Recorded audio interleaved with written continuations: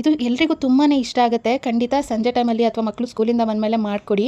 ಒಂದು ಬೌಲನ್ನು ತೊಗೊಂಡು ಅದಕ್ಕೆ ಸಣ್ಣದಾಗಿ ಹಚ್ಚಿರೋ ಈರುಳ್ಳಿ ಹಾಕ್ಕೊಂಡಿದ್ದೀನಿ, ಸಣ್ಣದಾಗಿ ಹಚ್ಚಿರೋಂಥ ಟೊಮೆಟೊ, ಸಣ್ಣದಾಗಿ ಕಟ್ ಮಾಡ್ಕೊಂಡಿರೋಂಥ ಕೊತ್ತಂಬರಿ ಸೊಪ್ಪು, ರುಚಿಗೆ ತಕ್ಕಷ್ಟು ಉಪ್ಪು, ಸ್ವಲ್ಪ ಕಡಲೆ ಹಿಟ್ಟನ್ನು ಹಾಕಿದ್ದೀನಿ. ಅದ್ರ ಜೊತೆಗೆ ಚೂರು ಧನಿಯಾ ಪುಡಿ, ಸ್ವಲ್ಪ ಖಾರದ ಪುಡಿ, ಇಷ್ಟನ್ನು ಹಾಕಿದ್ಮೇಲೆ ಸ್ವಲ್ಪ ನೀರನ್ನು ಹಾಕಿ ಇದನ್ನು ಸ್ವಲ್ಪ ಮಂದವಾಗಿ ಕಲಿಸ್ಕೋಬೇಕಾಗುತ್ತೆ. ತುಂಬ ಗಟ್ಟಿ ಕೂಡ ಆಗಬಾರ್ದು, ತುಂಬ ತೆಳು ಕೂಡ ಆಗಬಾರ್ದು.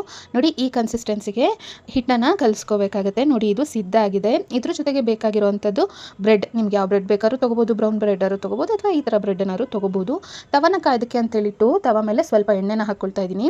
ಎಣ್ಣೆನ ಹಾಕಿದ್ಮೇಲೆ ನೋಡಿ, ಈಗಾಗಲೇ ಬ್ಯಾಟರ್ ಸಿದ್ಧ ಮಾಡ್ಕೊಂಡಿದ್ವಲ್ಲ, ಅದರಲ್ಲಿ ಬ್ರೆಡ್ಡನ್ನು ಈ ರೀತಿ ಡಿಪ್ ಮಾಡ್ಕೋಬೇಕಾಗುತ್ತೆ. ಇದ್ರ ಜೊತೆಗೆ ಈರುಳ್ಳಿ ಟೊಮೆಟೊ ಎಲ್ಲ ಬರೋ ಥರ ನೋಡಿ ಡಿಪ್ ಮಾಡಿಕೊಂಡು ಜಸ್ಟ್ ಹೀಗೆ ತವ ಮೇಲೆ ಹಾಕಬೇಕಾಗುತ್ತೆ. ನಿಮ್ಗೇನಾದ್ರು ಡಿಪ್ ಮಾಡೋಕ್ಕೆ ಬರಲ್ಲ, ಬ್ರೆಡ್ಡು ತುಂಬ ಮೃದುವಾಗಿರುತ್ತೆ ಅಂತ ಅಂದರೆ ನೀವು ನೋಡಿ ಬ್ರೆಡ್ಡನ್ನು ಈ ರೀತಿ ಒಂದು ಪ್ಲೇಟಲ್ಲಿ ಅಥವಾ ತವ ಮೇಲೆ ಹಾಕ್ಬಿಟ್ಟು ಬ್ಯಾಟರನ್ನು ಲೈಟಾಗಿ ಹಚ್ಚಬಹುದು.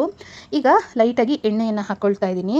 ಎರಡೂ ಕಡೆ ಚೆನ್ನಾಗಿ ಫ್ರೈ ಮಾಡ್ಕೋಬೇಕಾಗುತ್ತೆ. ತುಂಬಾ ಚೆನ್ನಾಗಿರುತ್ತೆ ಈ ಒಂದು ರೆಸಿಪಿ. ಇನ್ನೇನು ಮಕ್ಕಳಿಗೆಲ್ಲ ಸ್ಕೂಲ್ ಅನ್ನೋದು ಶುರು ಆಗ್ತಿದೆ. ಸ್ಕೂಲಿಂದ ಬಂದಮೇಲೆ ಸಂಜೆ ಟೈಮಲ್ಲಿ ಏನಾದರೂ ತಿನ್ನೋದಕ್ಕೆ ಅಂತ ಹೇಳಿ ಕೇಳ್ತಾರೆ.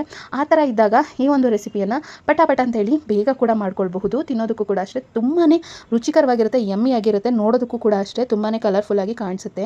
ಎರಡು ಕಡೆ ಚೆನ್ನಾಗಿ ಈ ರೀತಿ ತವ ಮೇಲೆ ಫ್ರೈ ಮಾಡ್ಕೋಬೇಕಾಗುತ್ತೆ. ಎರಡು ಕಡೆ ಚೆನ್ನಾಗಿ ಫ್ರೈ ಮಾಡ್ಕೊಂಡಿದ್ದಾಗಿದೆ. ಇದು ಎರಡನೇ ಸಲ ನಾನು ಬ್ರೆಡ್ ಟೋಸ್ಟನ್ನು ಮಾಡ್ತಾ ಇರೋದು. ಈ ವಿಧಾನದಲ್ಲಿ ಬ್ರೆಡ್ಡನ್ನು ಮಾಮೂಲಿ ಹಾಗೆ ಟೋಸ್ಟ್ ಮಾಡ್ಕೊಡೋದಕ್ಕಿಂತ ಈ ಥರ ಒಮ್ಮೆ ಟ್ರೈ ಮಾಡಿ ನೋಡಿ. ನೋಡೋದಕ್ಕೆ ನೋಡ್ತಾ ಇರ್ಬೋದು ಎಷ್ಟು ಕಲರ್ಫುಲ್ಲಾಗಿ ಯಮ್ಮಿಯಾಗಿ ಕಾಣಿಸ್ತಾ ಇದೆ ಅಂಥೇಳಿ. ಹಾಗೆ ತಿನ್ನೋದಕ್ಕೂ ಕೂಡ ಅಷ್ಟೇ ತುಂಬಾ ಚೆನ್ನಾಗಿರುತ್ತೆ. ಒಂಥರ ಸಾಫ್ಟಾಗಿ ಮೃದುವಾಗಿ ಖಾರವಾಗಿ ಚೆನ್ನಾಗಿರುತ್ತೆ. ಖಂಡಿತ ಟ್ರೈ ಮಾಡಿ ನೋಡಿ.